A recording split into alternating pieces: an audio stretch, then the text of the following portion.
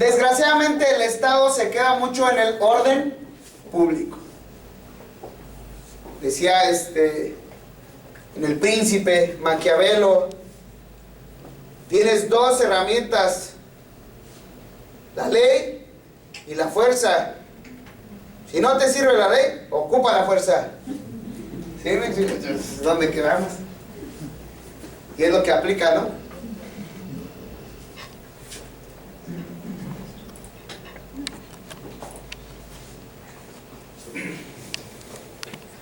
Este debate entre lo jurídico y lo moral que hizo el positivismo que se pelearan,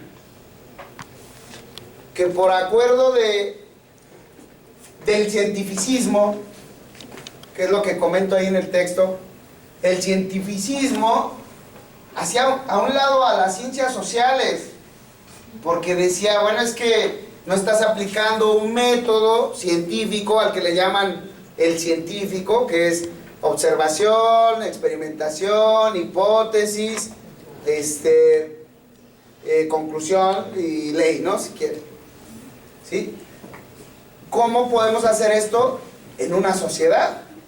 Si la sociedad cambia constantemente, ¿sí? Entonces, por eso los supuestos cientificistas, los que estudiaban la física, las materias puras, las matemáticas, demeritaban lo social. Entonces llega Augusto Comte y empieza a dar el positivismo como uno de los mecanismos para hacer ciencia social. Es decir, de lo social hacer un objeto, como si viéramos los astros los vemos, tienen una rotación, no son constantes. Pues bueno, vamos a ver qué vamos a hacer como objeto de lo social, para que lo podamos manipular, manejar, analizar. ¿Sí? Entonces por ello surge el positivismo.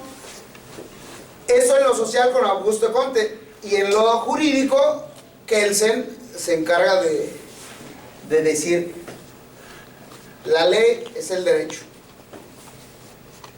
Si no hay ley, no hay derecho. ¿Me explico? Entonces nos limita a únicamente estar estudiando la norma jurídica y lo que ahí se establece, dejando afuera el aspecto metafísico, o si quieren, el estudio de la moral, de los pensamientos, de los valores, la axiología, la epistemología. Incluso se aplica la lógica, pero la lógica casi encerrada en lo que establece la norma. Entonces la Jusfilosofía tiene como tarea abocarse al estudio de los principios, fundamentos y razones últimas del derecho. Parte para ello de la dignidad de la persona humana. ¿Qué es ser digno? Bueno, el ser digno es que todo individuo goce de ese mínimo de garantías. ¿Sí? La dignidad te la da la sociedad al respetar tus derechos o tu mínimo de garantías. ¿Sale? Entonces, al juntar o tener, disfrutar de todo ese mínimo de garantías, pues vamos a ser unas personas dignas. Y habla también de la libertad. Trata de que el ser humano y los animales, yo digo en general la naturaleza, sean respetados en su libertad, no considerados como instrumentos o cosas, sino como fines. En un proceso lo que menos importa son las partes. Ahorita yo tengo un conflicto de régimen condominal, donde está una casa aquí de esas de un piso, y está otra casa de un piso, y la señora de aquí construye aquí arriba y le construye acá arriba. Abusada, ¿verdad? Pues la casita no aguanta y ya se está fracturando, todas grietas, y la señora tiene miedo que le vaya a caer encima la casa. Llevamos 2 años con ese proceso porque se sigue amparando, cuando es evidente. Están las periciales, no hubo permiso, no es la dueña de la casa, están los croquis, inspección, todas las pruebas. en favor de la pobre señora. Y se sigue amparando y amparando y amparando. Y es hora que le va a caer encima la casa. ¿Cuál es el fin entonces? El llevar a ver quién hace mejores escritos, mejores agravios. Bueno, y lo real, ¿cómo en lo civil pierden? Por no poner objeto a la prueba. Ah, no, espalda, porque no se le olvidó decir al licenciado la objeto. Y es evidente que es una prueba convincente y en favor de X persona, y por no objetarla o por tener más pruebas que la otra y por no objetar las otras pierda. ¿Sí me explicó? ¿Se acuerdan que en el derecho civil es de acuerdo a lo que dice la ley, ¿no? Las formalidades. ¿Creen ustedes eso viable? ¿No? Pues el juzgador debe tener más amplio su arbitrio judicial, y ya se lo permite el artículo 1 de la Constitución. ¿Sí o no? El arbitrio judicial debe ser más amplio, pero lo que no es más amplio es el criterio. ¿Sí? Entonces, ahorita vamos a resaltar algunos aspectos, ¿no? No se está considerando a las partes como fines, sino como medios para decir: ¡ay, qué buena sentencia hizo mi abogado proyectista! Ni siquiera el juez. ¿Sí? El hombre es libre en cuanto se determina siguiendo la ley moral, que es un principio absoluto implícito en su ser mismo. ¿Cómo se crean las leyes? ¿A partir de qué? De lo moral. Y lo moral se transforma más rápidamente que lo jurídico o las normas jurídicas, ¿sí o no? ¿Cuánto tiempo pasó para que hubiera una oleada de reformas? Casi 100 años. ¿Y saben qué? Nosotros no lo detectamos. ¿Quién nos lo detectó?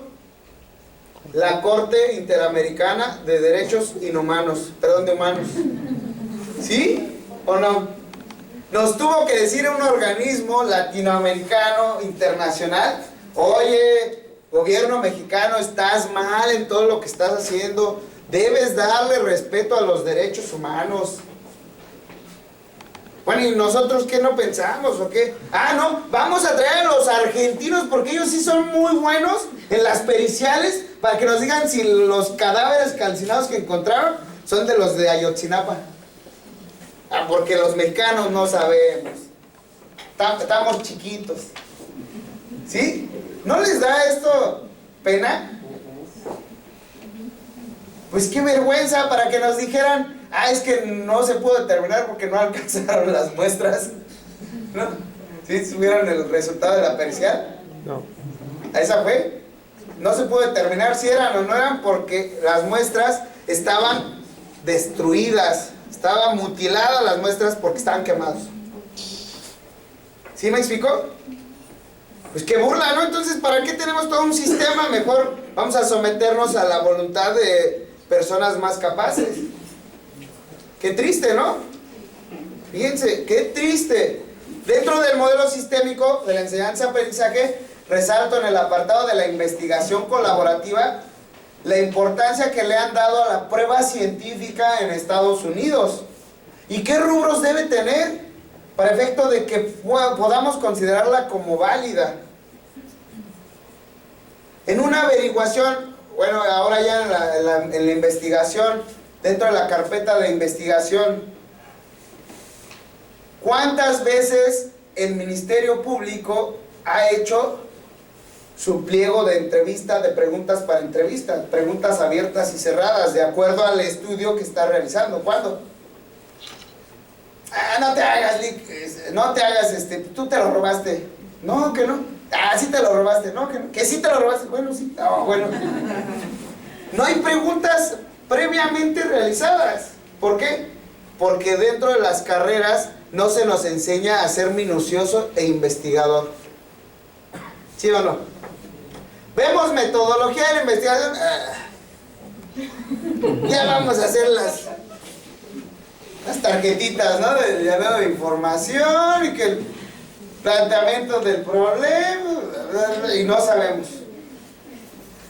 Una parte, el desinterés por los estudiantes, y otra parte porque también muchas veces el docente no sabe llegarles con el conocimiento, que es complejo. ¿Sí? Entonces eso también lo resalto en el otro libro de la investigación jurídica científica, donde yo al ver este tipo de dificultades de los estudiantes de derecho, de licenciatura, maestría, incluso de doctorado, que tienen para abordar el proceso de investigación. Entonces, bajo un cúmulo de conocimientos para que lo comprendamos en nuestra ciencia, y a ver si con eso se despierta un poquito de interés, ¿no? Para por lo menos hacer investigación seria y aplicarlo dentro de nuestros procesos. La entrevista es forzosa. ¿Qué hacemos cuando vamos a una audiencia de confesional, a una testimonial, en cualquier materia? 15 minutos antes, a ver, préstame el expediente, a ver. Y ahí la estamos haciendo, y tache todas, tache, por insidiosas, tache. ¿Y ahora qué? Y ya está la otra parte, hasta el cliente diciéndote, pregúntele esto, pregúntele. Sí, qué burla, ¿no? Si no estamos acostumbrados a trabajar de manera minuciosa en cuanto a estos aspectos que pueden ser de mínima importancia, pero son los más trascendentes. ¿Sí? Pueden llevarse a cabo en poco tiempo, pero son de mucha trascendencia. ¿Cuántos juicios no hemos perdido porque el testigo dijo algo que tú le dijiste que no dijera? Ay, el aleccionamiento. ¿Sí o no?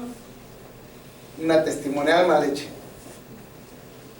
El derecho encuentra su dimensión más radical en servir de base a los valores que encarnan a la persona humana, y yo siempre agrego, y los animales, los seres vivos en general. Ustedes han abordado el libro de Fronteras de la Justicia de Martha Nussbaum. Ahí habla del derecho que tienen los animales. Hablan de las personas que son familiares de personas con discapacidad, que se amarran, que se mancuernan con los discapacitados, y es un trabajo de 24 horas. ¿Sí o no? ¿Quién les paga a estas personas?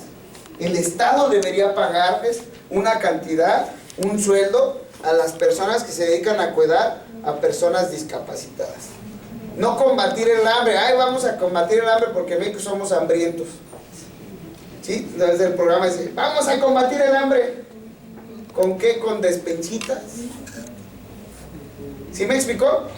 Entonces Martha Nussbaum resalta el derecho de los animales, que el Partido Verde Ecologista ha estado retomando. ¿De dónde viene? De la filosofía. No hay de otra. ¿Sí? Y los animales, los seres vivos en general, que es la auténtica y genuina realidad que conocemos. No hay otra. El derecho es para que nos sirva a nosotros, no para que nosotros estemos supeditados a expensas de lo que dice el derecho y el sistema.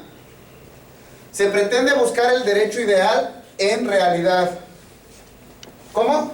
Mediante el desarrollo de actitudes, ya les dije, crítica, reflexiva, dialógica, con una tendencia a una vida democrática y a la colaboración, y aparte con fundamento en los derechos humanos, que es el mínimo de expectativas que necesitamos para efecto de comprendernos mejor. ¿Sí?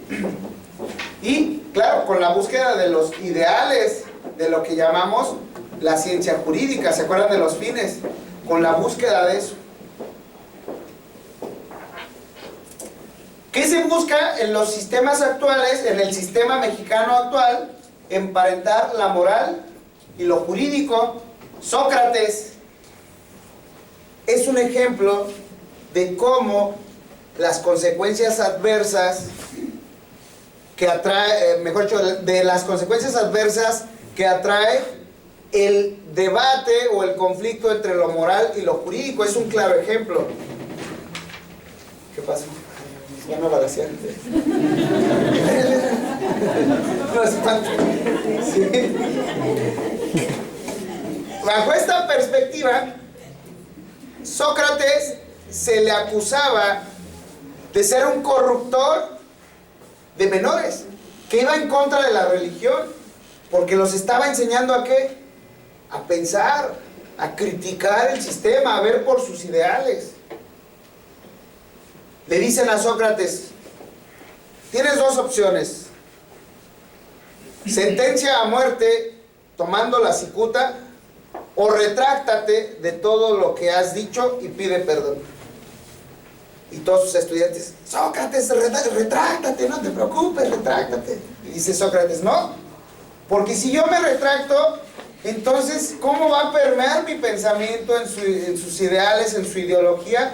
Me van a tachar de mentiroso. Entonces les voy a dar la razón a los déspotas, ¿sí? Por lo tanto, tuvo que tomar la cicuta y morir, ¿sí?